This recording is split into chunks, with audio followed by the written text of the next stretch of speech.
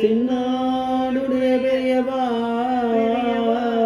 போற்றி, என் நாட்டவர்க்கும் இறைவா போற்றி.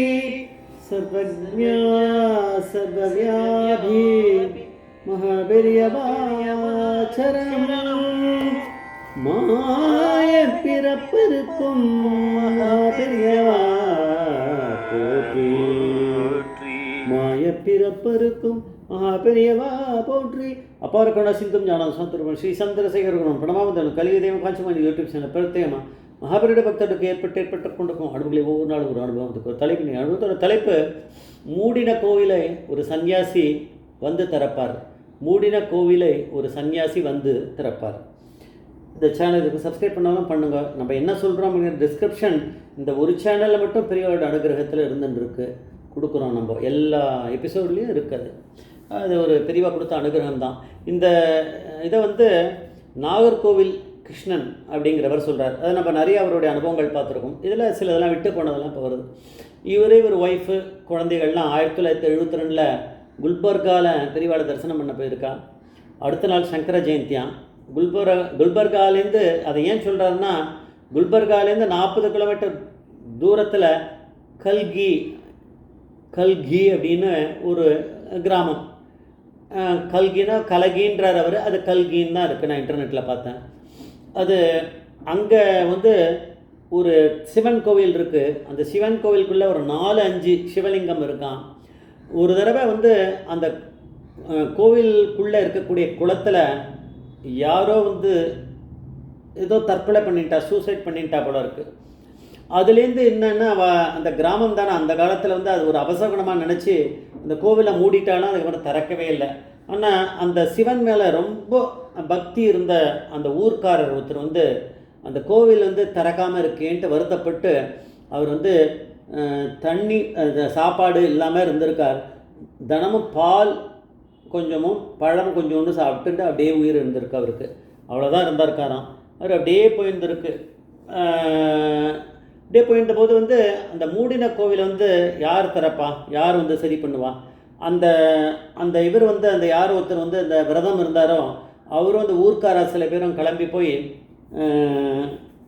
சிங்கேரி ஆச்சாரியில் போய் கேட்டிருக்கா, இந்த மாதிரி இருக்குது, இதை வந்து நீங்கள் இது பண்ணணும். அவள் சொன்னாலாம், நாங்கள் வந்து போகிறதுனா ஒரு 1-2 லட்சம் ரூபாய் அதுக்கான செலவுகள் ஆகும், இதை ஏதாவது பண்ண முடியுமா அப்படின்னு கேட்டிருக்கா. அவளுக்கு கிட்ட ஒன்றுமே பணமே கிடையாது. சரி, அப்போ முடியாதுன்னு அர்த்தம், வந்துட்டா. அதுக்கப்புறம் வந்து என்ன பண்ணாலாம், எதேச்சியாக யாரோ ஒரு சன்னியாசி யாரோ ஒருத்தர் ஒரு மாதிரி சாமியார் ஒருத்தரை பார்த்தான். அவர்கிட்ட இந்த விஷயத்தை இவர் கேட்டபோது அவர் சொன்னாராம், இந்த மூடின கோவிலை வந்து ஒரு சன்னியாசி வந்து திறப்பார் அப்படின்னு சொல்லிட்டு அவர் போயிட்டாராம். அவர் நடந்து போயிட்டே இருக்கார். கேட்குறா, இவர் கேட்குறாரு, இந்த யார் விரதம் இருக்காரோ அவர் இந்த பதிலை சொல்லிவிட்டு அவர் போயிட்டாராம். இது எப்படி அவள் கேட்டது 2-3 லட்சம். நான் தப்பாக சொல்லியிருந்தா மன்னிக்கணும். 2-3 லட்சம் ஆகும் செலவுன்ட்டாலாம். இவளால் முடியல. இந்த கல்கி அந்த சேர்ந்த சில பேர் கிளம்பி பெரியவாளை தரிசனம் பண்ண போயிருக்கா. அந்த இவர் வரல, விரதம் இருந்தவர் வரல, மற்ற பேர்லாம் கிளம்பி போயிருக்கா. போயிட்டு இந்த இடத்துல தான் இந்த குல்பர்காவில், அதனால தான் அவர் அதை சொல்கிறார். அவள் அப்போ அவங்க வந்திருக்கா போல இருக்குது. அவள் போய் கேட்டு இந்த மாதிரி விஷயத்தை அவள் வந்து போயிருக்கா. என்ன விஷயம்னு சொல்லலை. அந்த ஊர்க்காரா கொஞ்சம் பேர் கிளம்பி போய் கல்கியிலேருந்து போய் இங்கே நின்றபோது இவர் வந்து அந்த நாகர்கோவில் கிருஷ்ணன் சொல்கிறார், பெரியவா வந்து ஒருத்தருடைய பேரை சொன்னாராம். அப்புறம் அவள் எதுக்கு இங்கே வந்திருக்கா அப்படிங்கிறதையும் சொன்னாராம்.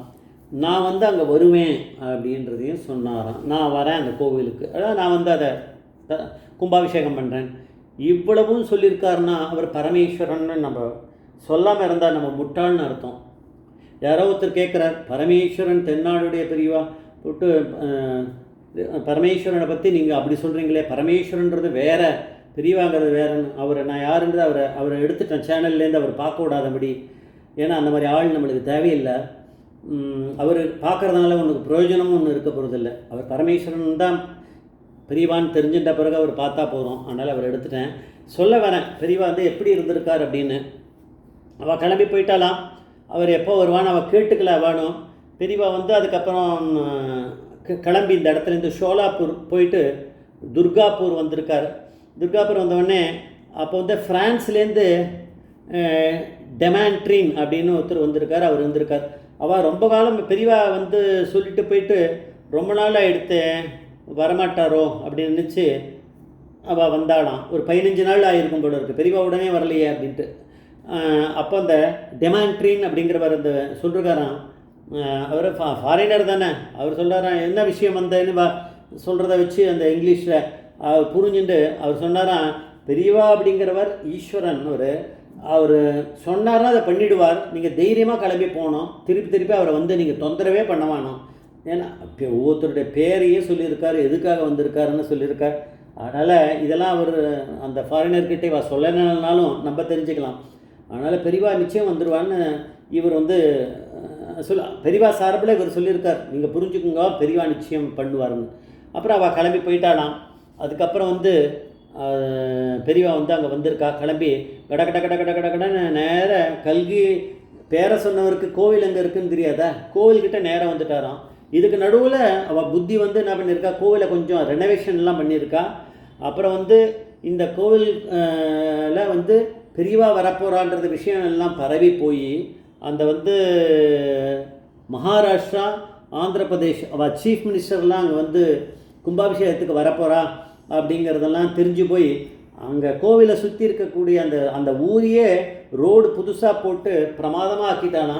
பெரியவா வந்தான்னா, பரமேஸ்வரன் வந்தால் எல்லாமே நடந்துருமே. அங்கே யாரும் எதுவும் சொல்லலை. அவளே செலவழித்து பண்ணியிருக்கா. 2 கவர்மெண்ட்டும் இப்போ இருக்க கவர்மெண்ட் எப்படி நீங்கள் பார்த்துக்கணும். அவள் பண்ணியிருக்கா. பெரியவா வந்தாலும் நேரம் இந்த கோவிலுக்கு வந்திருக்கா. அதுக்குள்ளேயும் அங்கே எல்லாம் ரெடியாக இது பண்ணியிருக்கா. கும்பாபிஷேகத்துக்கு ரெடி பண்ணி வச்சுட்டா. பெரியவா வந்தால் நேராக கும்பாபிஷேகம் பண்ணாலும் பிரமாதமாக நடந்திருக்கு. அந்த கோவில் இன்னும் இருக்குது கல்கி அப்படிங்கிற இடத்துல அப்படின்னு நாகர்கோவில் கிருஷ்ணன் சொல்கிறார். அப்போ பெரியவா வந்து பரமேஸ்வரனாக இருந்தால் தானே சொல்ல முடியும். அப்போ மூடின கோவிலை ஒரு சன்னியாசி வந்து திறப்பார்னு சொன்னார்னா, அந்த சன்னியாசி சிருங்கேரி ஆச்சாரியார்னா ட்ரை பண்ணால் அது நடக்கலை. ஆனால் அந்த யார் சன்னியாசியோ அந்த சன்னியாசி பரமேஸ்வரனாகவே இருந்துட்டாருன்னா அப்புறம் நடக்காமல் போயிடுமா. அதுதான் பெரியவாங்கிறது தெரியுது.